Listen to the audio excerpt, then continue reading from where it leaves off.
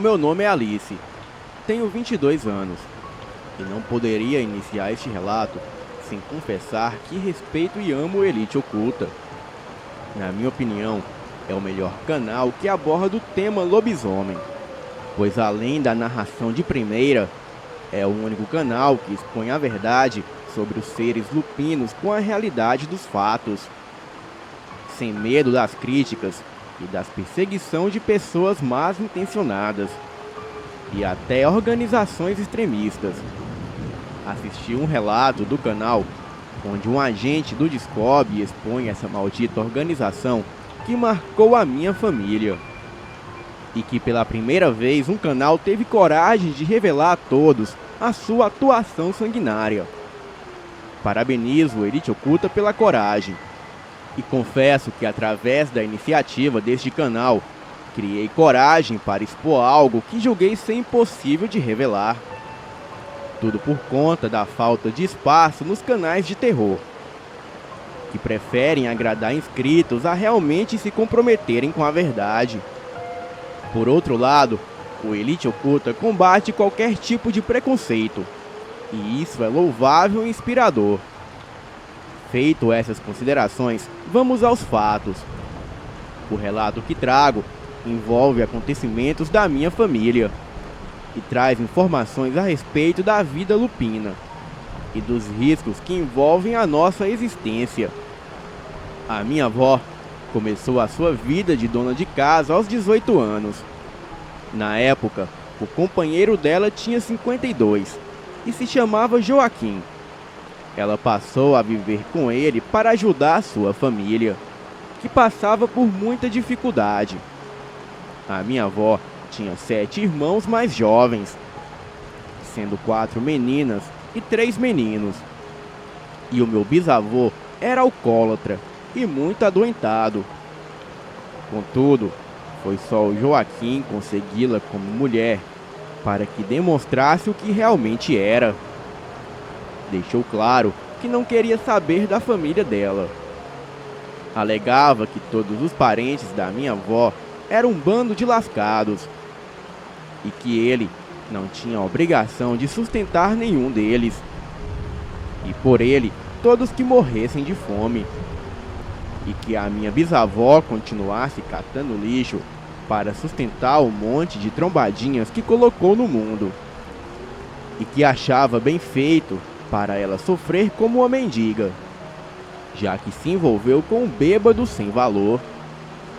A minha avó chorava em silêncio, pois se o Joaquim percebesse que ela lamentava a pobreza de sua família, ou ajudasse os seus familiares com mantimentos e até dinheiro, ele a agredia. E daí, ela só ajudava em segredo, sempre escondendo as coisas na casa de uma vizinha de confiança, de onde os seus familiares pegavam o que precisavam pelo fundo do quintal. O Joaquim era um homem detestável, abusivo, possessivo, violento, humilhante, desrespeitador, machista e bruto. E também era muito mulherengo. E só querendo a minha avó para satisfazer os seus desejos libidinosos. Ela chegou a engravidar 3 vezes, resultando no nascimento de 3 meninas: a Célia, a Felícia e a Joaquina. Cada uma nascida com diferença de 10 meses em relação à outra, pois Joaquim não respeitava nem ao menos o período de quarentena pós-parto, alegando que dava de tudo à minha avó e que ela tinha a obrigação de satisfazer os seus desejos sem reclamar. Lembrava que ela era uma mulher jovem e que ele jamais daria motivos para ela questionar o vigor ou a masculinidade dele. Comentava que não tinha o porquê passar vontade e que se ele não aproveitasse, ela acabaria por procurar outro.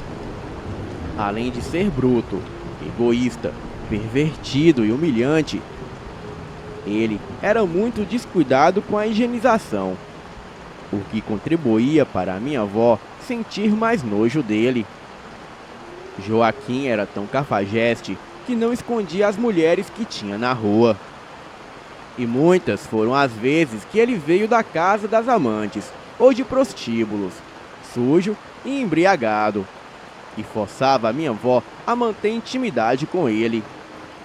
E o que mais magoava a minha avó era que, para estar com as outras mulheres, ele se higienizava, mas com ela ele se entregava imundo e fedido. E depois ainda reclamava que ela nem prestava para agradar um homem.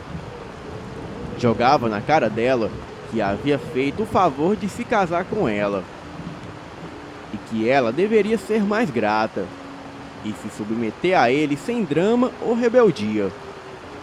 E comentava que era por isso que ela apanhava. Dizia que ela não sabia agradar um homem e que ele já não via nenhuma graça nela. Certo dia, o Joaquim avisou que iria visitar uns parentes em outra cidade e que só regressaria depois do final de semana. Alegou que a minha bisavó poderia ficar com a minha avó na casa dele, mas que não queria saber dela pegando nenhuma mercadoria do comércio dele, e que ao regressar ele iria ver se faltava alguma coisa, ou se as contas não batiam. E se por um acaso aquilo acontecesse, a minha avó iria sofrer as consequências. Avisou também que se encontrasse alguma de suas filhas com um único arranhão, a cara da minha avó iria pagar por sua irresponsabilidade, pois ele não admitia que as suas filhas fossem maltratadas. Lembrou que o dever da minha avó era cuidar das filhas dele, e que não queria que nenhum dos irmãos dela sequer tocasse em suas filhas, pois poderiam transmitir alguma doença. Joaquim viajava com a amante e o filho de ambos, quando sofreu um acidente automobilístico na estrada. A criança faleceu ao ser lançada para fora do carro, e tão logo o carro caiu num barranco, devido à violência da colisão com outro veículo. A amante quebrou o pescoço e teve morte instantânea. Já o Joaquim morreu carbonizado. Segundo testemunhas, ele gritava de dor e desespero, preso nas ferragens do carro, enquanto as chamas o consumia, sem que ninguém pudesse fazer qualquer coisa. A dor foi tanta que ele até defecou e ficou irreconhecível. O pior foi que a família dele culpava a minha avó, alegando que se ela fosse uma boa mulher, ele não precisaria de amantes e não teria morrido daquele jeito. Algumas irmãs do Joaquim tentaram até impedir que a minha avó recebesse a herança que tinha por direito, e chegaram a ameaçar entrar na justiça para tomar a guarda das minhas tias. Contudo, nada puderam fazer. Além do comércio, a minha avó recebeu uma pensão, pois Joaquim trabalhava como fiscal de trilhos numa grande empresa de mineração. A mãe do Joaquim, que tinha 80 anos, ficou inconformada, e toda a família dele passou a odiar a minha avó e a acusava de ser interesseira. E conseguiram até entrar em contato com a ex-mulher do Joaquim. E como a Silvana tinha um filho com ele, tentaram colocá-la contra a minha avó. Entretanto, ela alegou que o Joaquim nunca reconheceu o filho que tiveram. E as irmãs e mãe dele foram as primeiras a dizer que o menino não era filho dele, e que muito infernizaram a vida dela. Daí ela não faria o jogo delas, e que a minha avó merecia sim ter tudo que um dia foi do Joaquim, até mesmo pelo fato de ter sofrido o pão que o diabo amassou ao lado dele, porque ele era um demônio encarnado. E por respeito à consideração que a Silvana demonstrou, a minha avó a convidou para ajudá-la a tocar o comércio, e fazia questão de auxiliar o Humberto, o filho do Joaquim, no que ele precisasse. Humberto era 2 anos mais velho que a minha avó, e cursava engenharia numa faculdade muito bem conceituada na cidade, sendo que ficou fascinado pelas meias-irmãs. E com a morte do Joaquim, a vida da minha família melhorou. O meu bisavô pôde fazer um tratamento contra o alcoolismo e ajudava a minha avó no comércio. Na verdade, a minha avó pôde ajudar todos os seus irmãos. E os meus bisavós morreram tranquilos em ver todos os seus filhos encaminhados na vida. Porém, voltando um pouco à história, com 3 meses que estava viúva, a minha avó se deparou com uma situação inusitada. O dono de um bar alegou ter visto uma fera rondando à noite e identificou como sendo um lobisomem. Logo, outras pessoas surgiram com a história do avistamento do bicho. O certo foi que começou um grande alvoroço e ninguém falava de outra coisa, e o terror tomou conta do bairro. E à noite, todo mundo se trancava em suas casas. E até quem se arriscava a sair só fazia isso em grupo. E ainda assim, era comum correrias nas ruas por alguém ter alegado ouvir uivos, ou ter visto a silhueta do bicho nas proximidades, às vezes na mata, terrenos baldios, arbustos de praça, quintais, etc. A polícia foi acionada, mas nada encontraram. Alegaram que uivos poderiam ser de lobos-guarás que rondavam as matas, e os seus uivos chegavam às ruas, ou mesmo simples cachorros de rua, que por conta da histeria generalizada, o povo começou a imaginar bobagens. Contudo, o que já era alarmante ficou ainda pior, quando começou a aparecer homens vestidos de preto, que, segundo algumas línguas, estavam à procura do bicho. Eles faziam perguntas e recomendavam que ninguém vagasse à noite sem necessidade. A minha avó, no entanto, não acreditava em lobisomens, e quando tinha necessidade de sair, não queria saber de historinhas. E foi quando, durante uma madrugada, a minha avó percebeu uma movimentação estranha no quintal. E pegando uma lanterna e uma arma de fogo, ela decidiu averiguar o que era. E foi quando ela avistou um homem de aproximadamente 25 anos.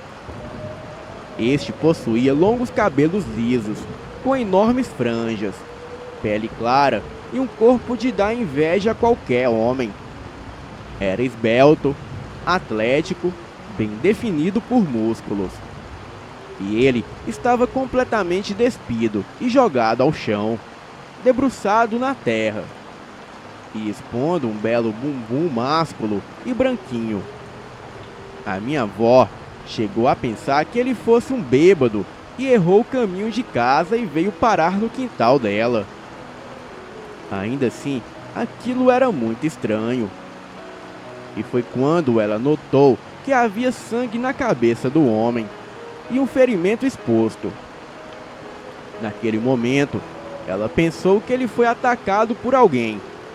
E pelo fato de estar completamente nu, sabe-se lá a maldade que fizeram com ele. Mesmo contra tudo que parecia irracional, a minha avó decidiu ajudá-lo.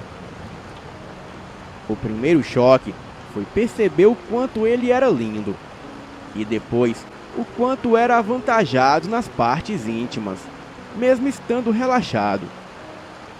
A minha avó começou a chamá-lo, e foi quando ele, completamente confuso, acordou levando a mão no ferimento da cabeça e fazendo expressão de dor.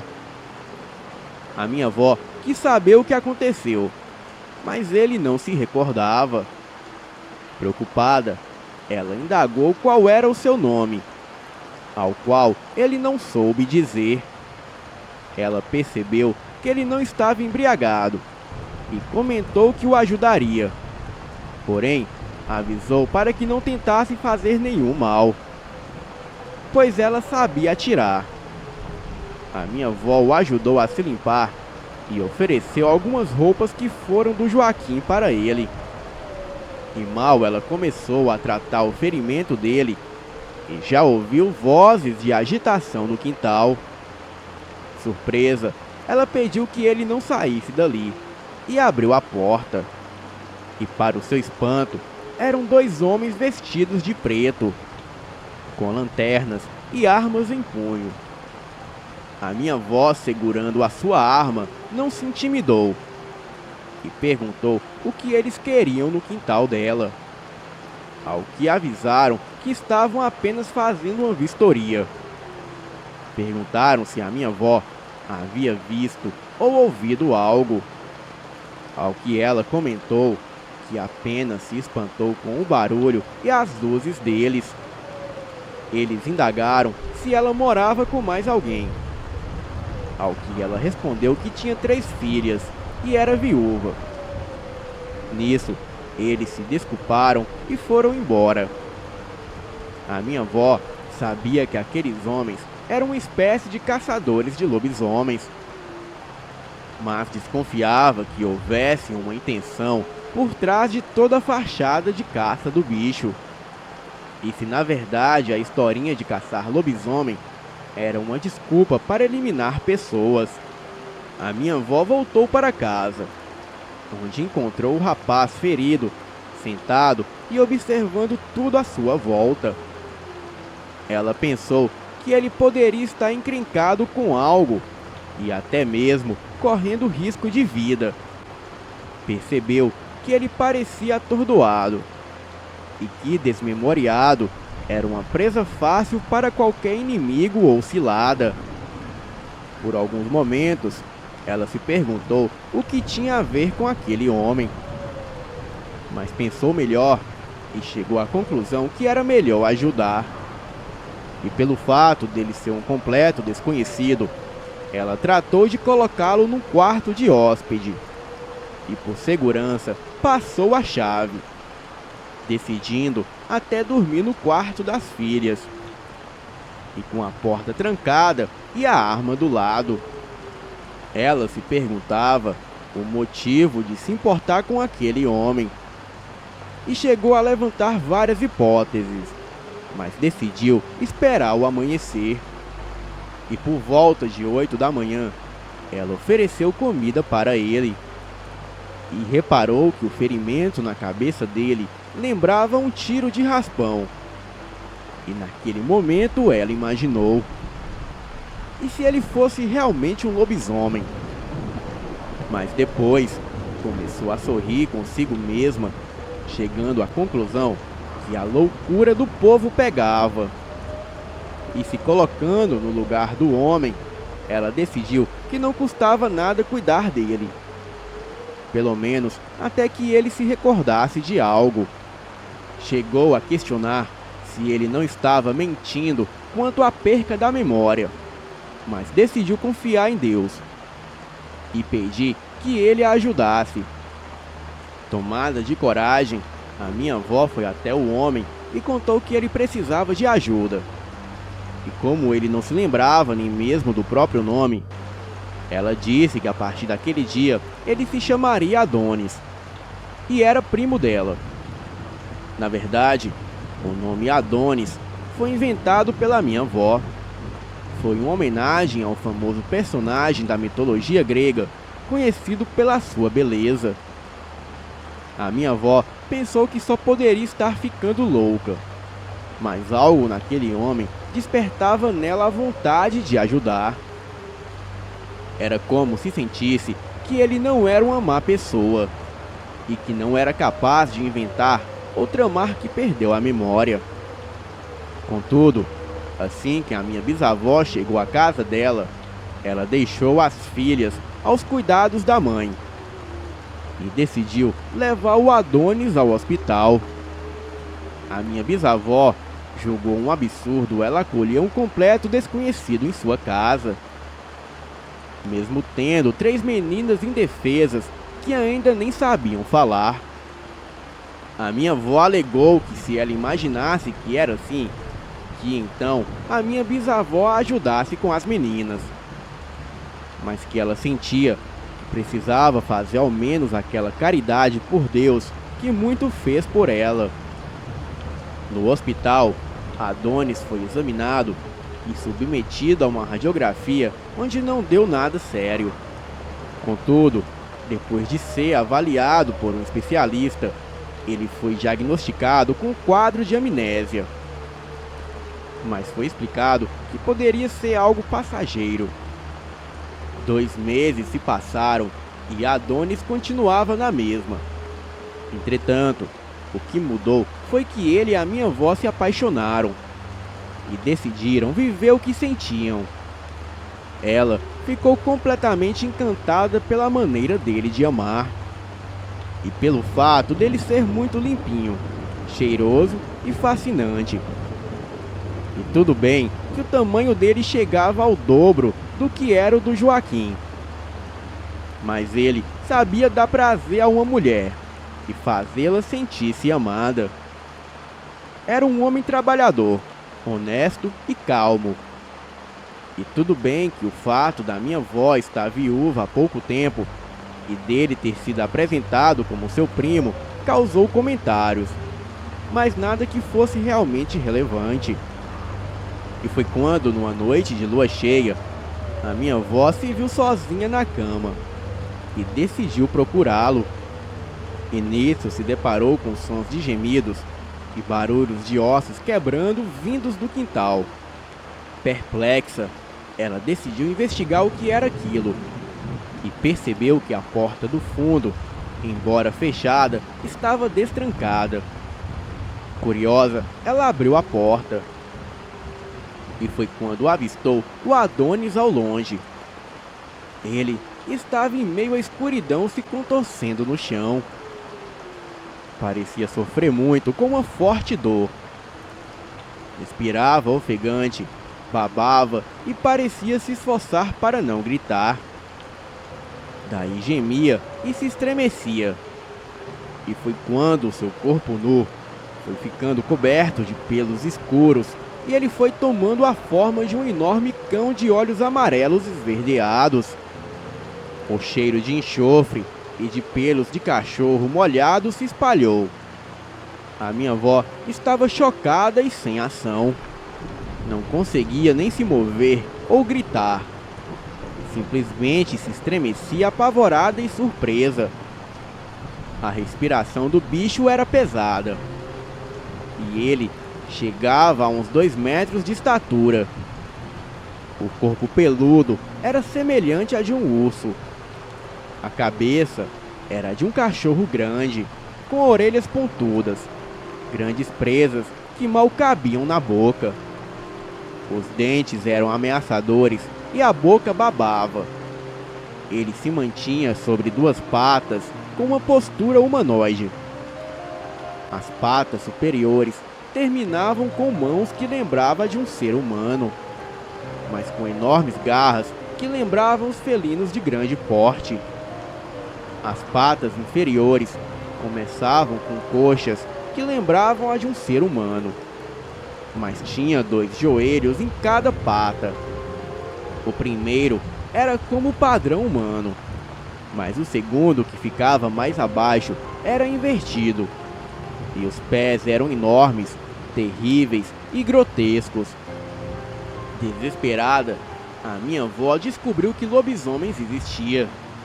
E pior, ela estava envolvida amorosamente com um. E enquanto presenciava tudo aquilo, ela se lembrava de cada momento lindo que viveu com Adonis. E aquilo era chocante e arrasador. E foi quando o bicho voltou-se a ela, soltando um urro seguido de um uivo ensurdecedor. E saiu em disparada para a mata logo em seguida.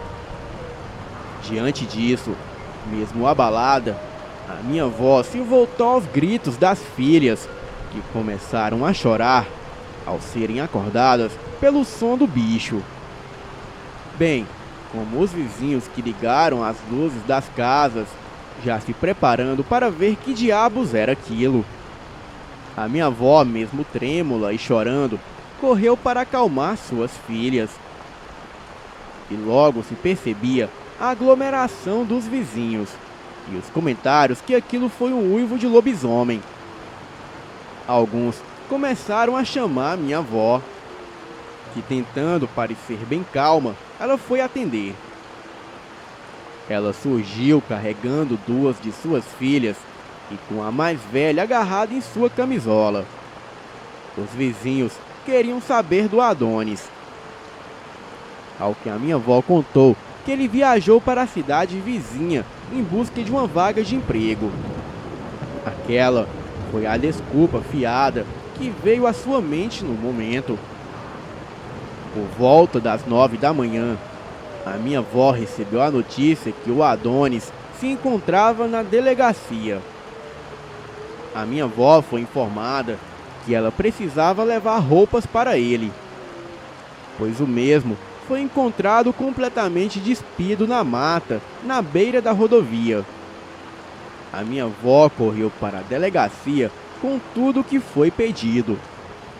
E o que foi registrado foi que o Adonis foi atacado por um grupo de criminosos que levaram até as suas roupas. A minha avó sustentou a farsa que ele saiu de casa em busca de uma vaga de emprego em outra cidade.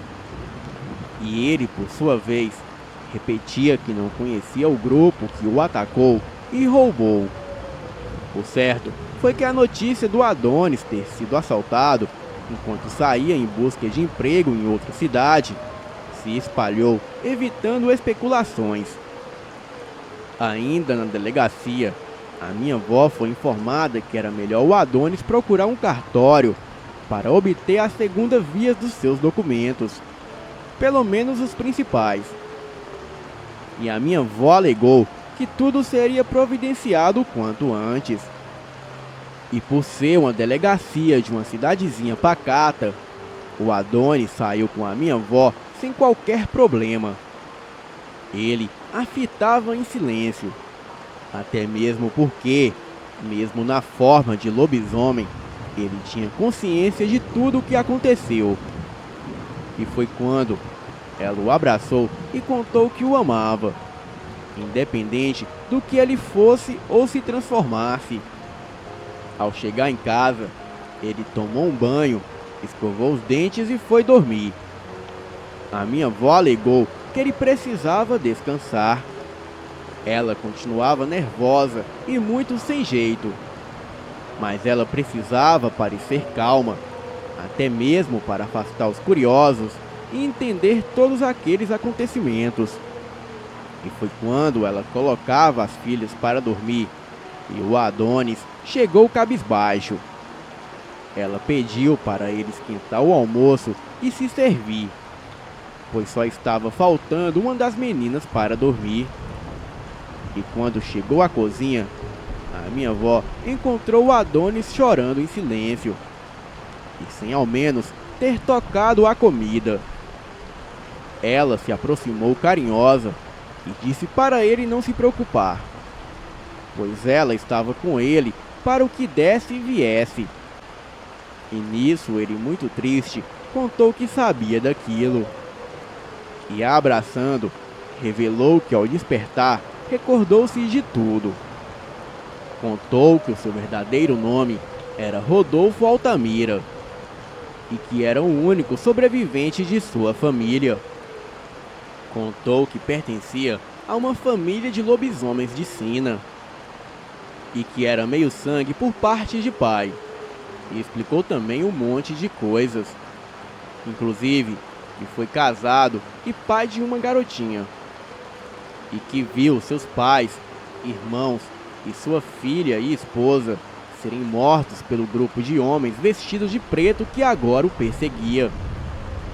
Explicou que esses homens apareceram do nada no sítio onde ele e todos os seus parentes viviam. Mataram a todos, recolhendo todos os corpos e queimando tudo o que tinham, inclusive os animais que criavam, já que não conseguiram fugir das chamas. Ele contou que a maioria das pessoas conseguiram enxergar, tanto nos automóveis quanto nas roupas daqueles homens, que havia a sigla Descob. Revelou que não sabia para quem eles trabalhavam, mas que muitas matilhas foram dizimadas por eles. Muito triste, ele contou que precisava continuar fugindo, pois ele deu cabo de 12 agentes do tal Descob e que se tornou um alvo de extermínio. E nisso, a minha avó começou a chorar. Mas o Rodolfo explicou que se continuasse com ela, a colocaria em risco tanto ela quanto as suas filhas e toda a sua família. Confessou que, se pudesse, queria continuar sendo o Adonis que ela tanto amava, mas que ele conhecia a força de seus perseguidores e não queria ver mais mortes de inocentes. O certo foi que no final da tarde daquele dia fatídico, a minha avó se despediu do Rodolfo, que, muito emocionado, agradeceu por tudo que ela fez por ele. E com apenas meia hora que ele se foi, um automóvel parou na porta da casa da minha avó, de onde saiu 4 homens armados, vestidos de preto. Estes cercaram a casa, chamando pelo Adonis. A minha avó foi atendê-los, e mesmo nervosa, ela contou que o Adonis saiu em busca de emprego. E nisso, eles alegaram que, na verdade, o tal Adonis se chamava Rodolfo Altamira. A minha avó fingiu ficar surpresa. E diante disso, um dos homens alegou que era melhor a nossa família colaborar. Disse que o Rodolfo era uma ameaça a qualquer pessoa. E pediu para a minha avó imaginar como ele representava uma ameaça à sua família. Aqueles cretinos invadiram a casa da minha avó, reviraram tudo e vasculharam a área ao redor. Mas, como bem explicado pela minha avó, o Adonis não estava. Um dos agentes pegou a Joaquina, que chorava assustada, e chegou a pôr a arma na cabeça dela, mandando a minha avó calar a boca da menina. Outros agentes o repreendeu, dizendo que não tinham nada contra a nossa avó, e apenas queria o paradeiro do tal Adonis. E a minha avó repetiu não saber de nada. E quando eles se foram, ela ficou arrasada por ter perdido seu grande amor. E percebeu que o Adonis tinha razão em fugir. Os vizinhos não entendiam o que foi aquilo. E a polícia, quando chegou, alegou que era melhor a minha avó se manter afastada do Adonis, pois aqueles pistoleiros não estavam para brincadeira. Com 2 meses que o Adonis, ou melhor, o meu avô, havia deixado a minha avó para salvar a vida dela, das minhas tias e de toda a nossa família, a minha avó descobriu que estava grávida. E com o passar do tempo, teve o meu pai. E ele foi o seu único filho homem. E para protegê-lo, a minha avó se mudou para o Maranhão, onde o meu pai e toda a família puderam ter uma vida tranquila. Isso até os 16 anos, quando ele viveu a sua primeira transformação. Contudo, o destino quis dar uma oportunidade para o pai e o filho se conhecerem, pois o meu avô foi encontrado pela minha avó vivendo com um mendigo nas ruas de São Luís. E com isso, ele pôde ajudar o meu pai a controlar sua transformação e se proteger. Entretanto, o Descob conseguiu eliminá-lo anos depois, mas falhou em tentar acabar com todos os membros da linhagem dele, pois o meu pai casou, teve 8 filhos e todos herdaram o sangue lupino que tanto incomodava o maldito Descob. Não conhecemos os nossos avós, e para proteger o resto da família, o meu pai cortou o laço com todos. Pretendo assim enviar novos relatos a respeito da minha família, até mesmo porque não só temos o Descob como inimigos, temos experiência de confronto com cães do inferno. um inimigo mais urgente que está acabando com os lobisomens de Sina, e como uma doença que precisa ser controlada. Mas isso eu deixarei para o próximo relato. Boa noite.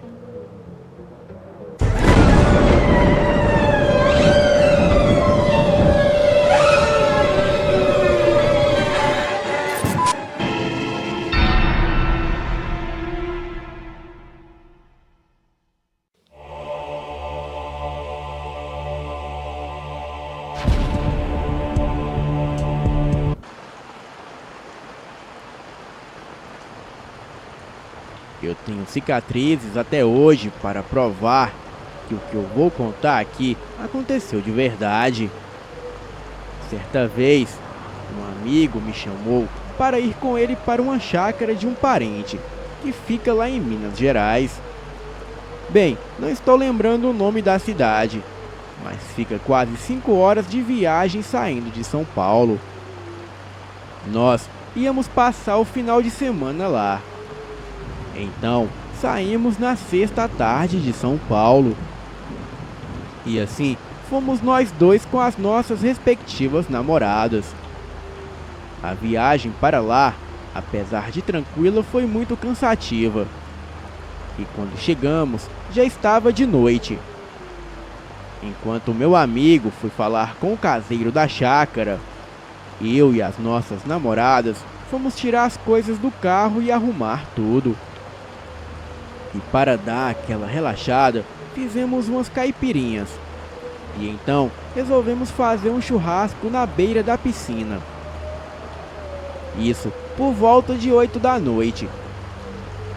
E assim, ficamos lá a noite toda, nadando, comendo e bebendo, falando besteira e contando umas piadas bestas, coisas para se divertir. E depois de um bom tempo, a carne já tinha acabado e a bebida também. Então, o sono começou a aparecer. A essa altura, já estávamos falando mais baixo, conversando sobre como aquele lugar era calmo e como dava para ver muito mais estrelas daquele lugar. E são essas diferenças que o pessoal que mora em cidade grande sentem quando vão para o campo. Bem, no momento de silêncio, ouvimos um barulho vindo do meio do mato.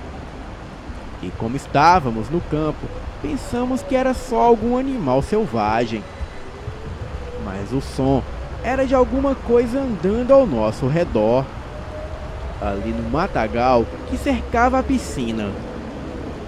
Bem, achamos que o cheiro de carne poderia ter atraído algum bicho.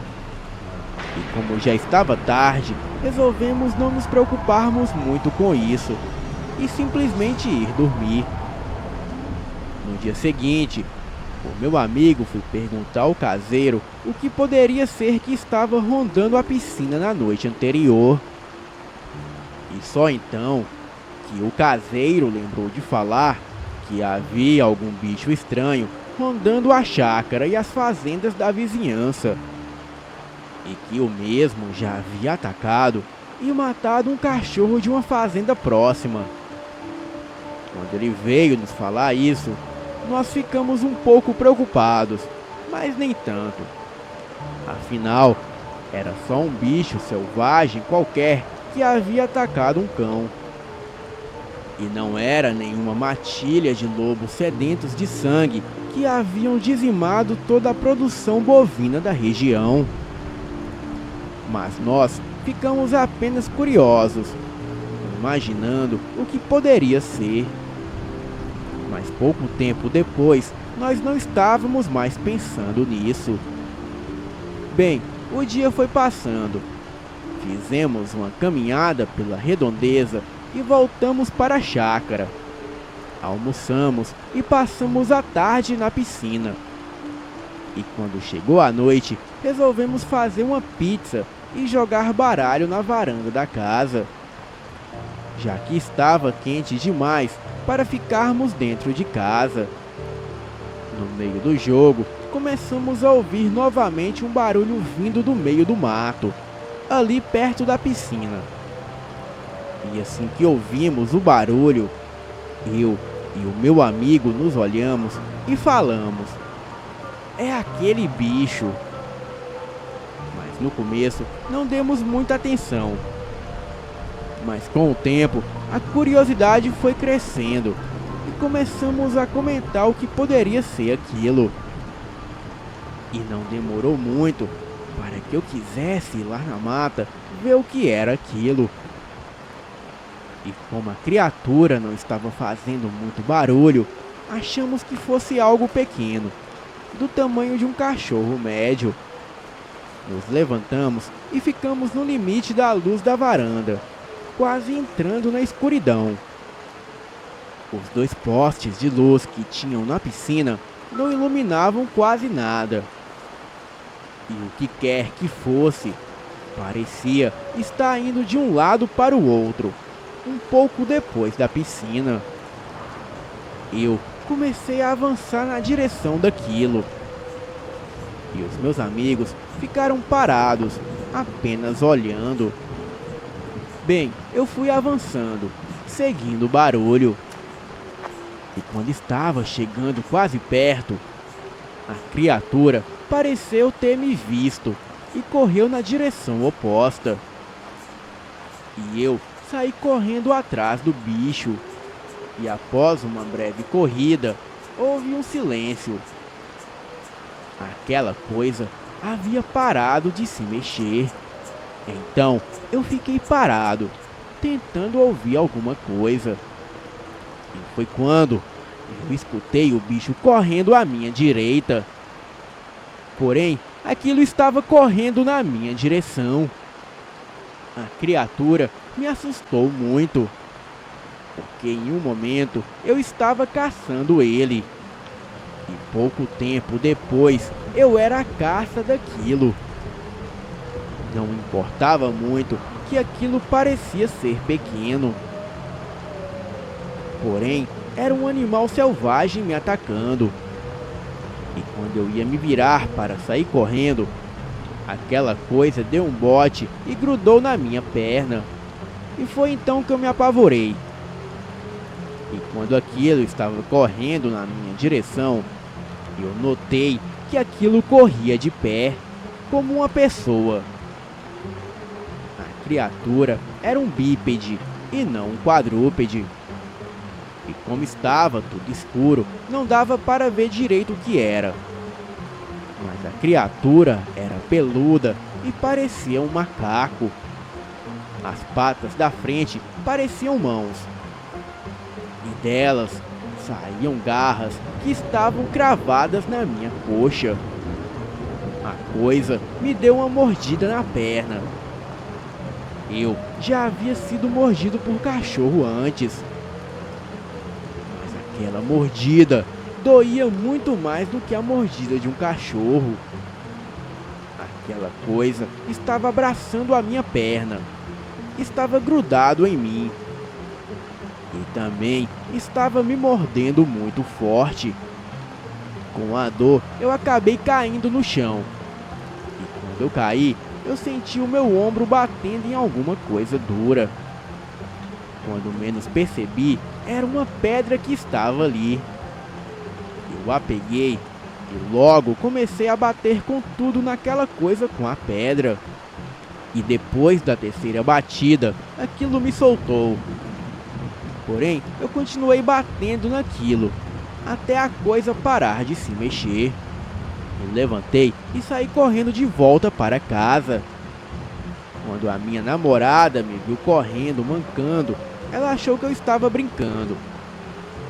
Até que ela viu a minha perna sangrando e veio correndo ver o que era.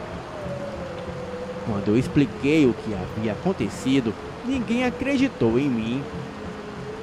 E daí, eu falei que se eles ainda quisessem ver o bicho, ainda dava tempo, pois o mesmo estava lá caído no chão, provavelmente morto.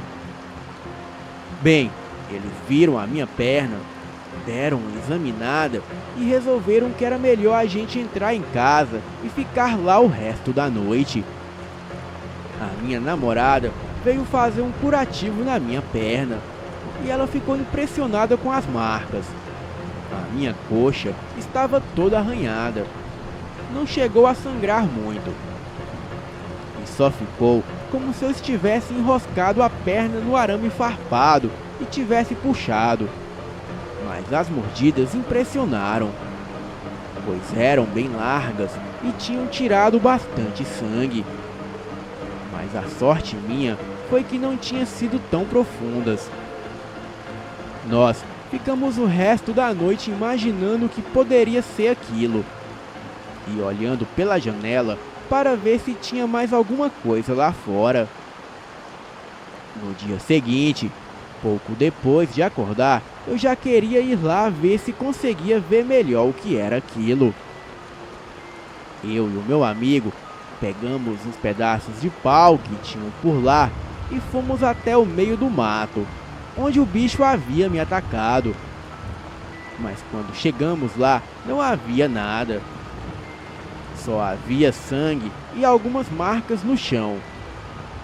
E seja o que for aquilo, ele não se feriu de verdade e desapareceu dali. Fomos embora de tarde, sem saber o que era aquilo. Mas uma coisa que me preocupou muito foi que aquela criatura pareceu ter feito uma emboscada para mim, pois aquilo sabia o que estava fazendo. Primeiro atraiu a gente, andando de um lado para o outro no mato, e assim que um de nós chegou perto, aquilo fugiu para afastar dos outros. E assim que eu estava sozinho, a criatura começou a andar em silêncio. Deu a volta e me atacou pelo lado. Sem falar que aquilo era um bípede. E como eu falei antes, eu tenho até hoje as cicatrizes na perna para me lembrar dessa infeliz aventura. Porém, eu aprendi a minha lição. Boa noite.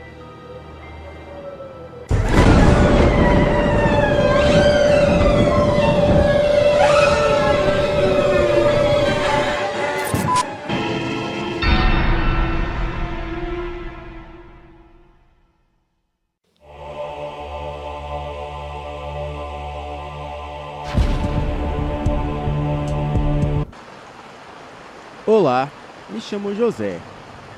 Nasci e me criei no interior de uma cidade do estado do Maranhão.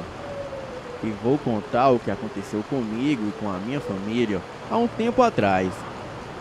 No interior, todos nós trabalhávamos na roça. E eu, com 8 anos, já ajudava o meu pai na roça, enquanto a minha mãe ficava em casa cuidando dos serviços domésticos. Certo dia, fomos cedo para a roça, por volta das 6 da manhã. E como de costume, ficamos lá trabalhando até as 5 da tarde.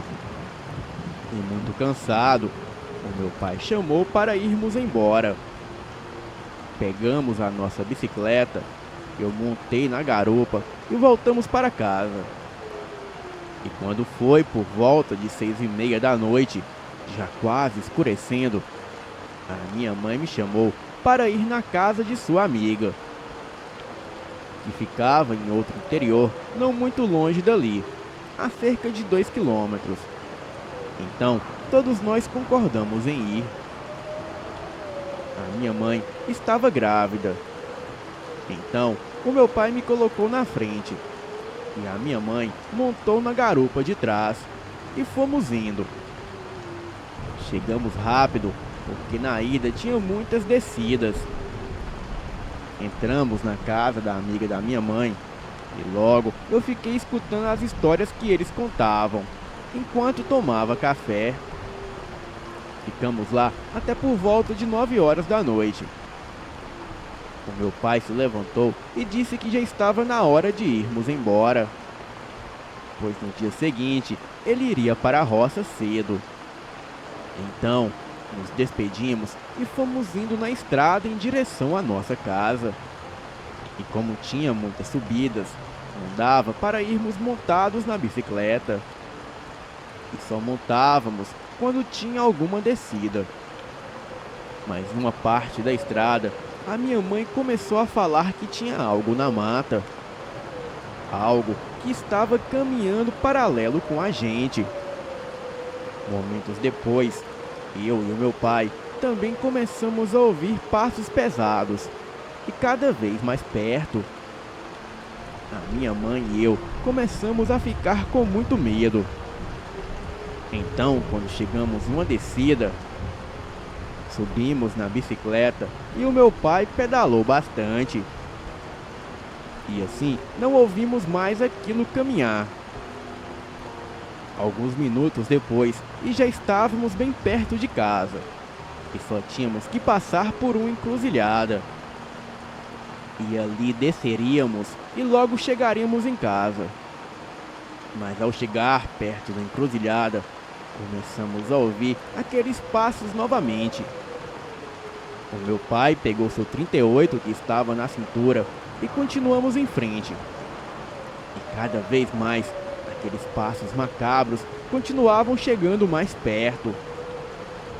Adiante havia uma árvore com muitas folhas. E por trás dela tinha algo que não conseguíamos ver. Então, o meu pai foi se aproximando e iluminando com a lanterna. E logo atrás fomos eu e a minha mãe para ver o que era aquilo.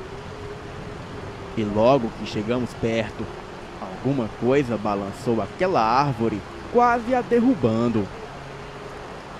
E aí, ficamos todos aterrorizados com aquilo.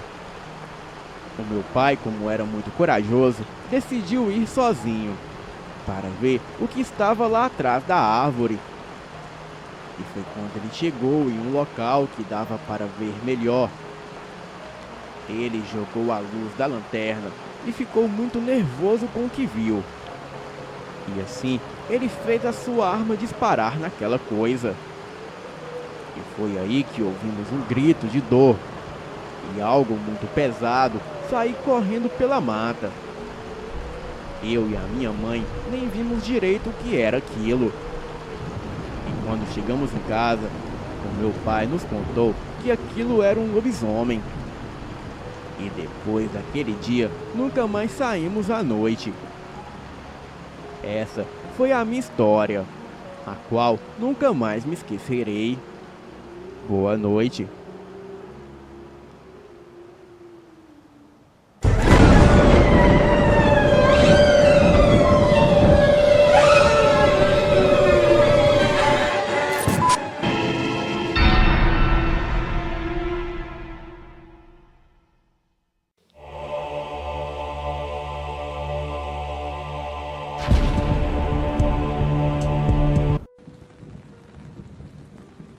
O que vou relatar a seguir tem a ver com o meu bisavô, que já é falecido. Conta o meu pai que quando ele e os meus tios eram pequenos, ele e os meus avós moravam na mesma casa que os meus bisavós. O meu bisavô tinha certos hábitos estranhos. Toda noite, antes de dormir, ele fazia algumas orações estranhas, que segundo o meu pai, pareciam que eram de trás para frente. E já que a casa era de madeira, dava para o meu pai e o meu tio espiarem pelas frestas. E toda noite era a mesma coisa.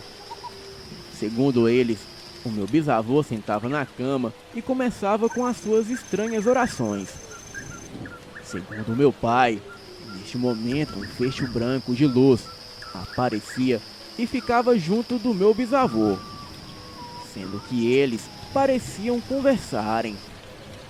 Porém, o meu pai dizia que não dava para entender o que eles falavam. Bem, e no mesmo dia que o meu bisavô faleceu, ele estava deitado na cama e mandou chamar o meu tio Laércio, que é o mais velho dos irmãos. E depois de alguns minutos dentro do quarto do meu bisavô, sozinho com ele, o meu tio Laércio apareceu pálido e disse: "O vô morreu." E mais tarde, ele contou que antes do meu bisavô morrer, um facho de luz parou em cima dele. E assim, logo foi embora. E quando aquilo foi embora, o meu bisavô parou de respirar.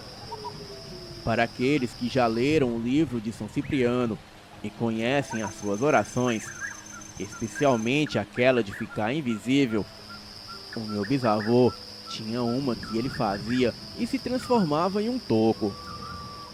E os familiares afirmavam que funcionavam. Bem, até hoje eu não entendo quais mistérios que permitiam o falecido realizar essas atividades sobrenaturais. Boa noite.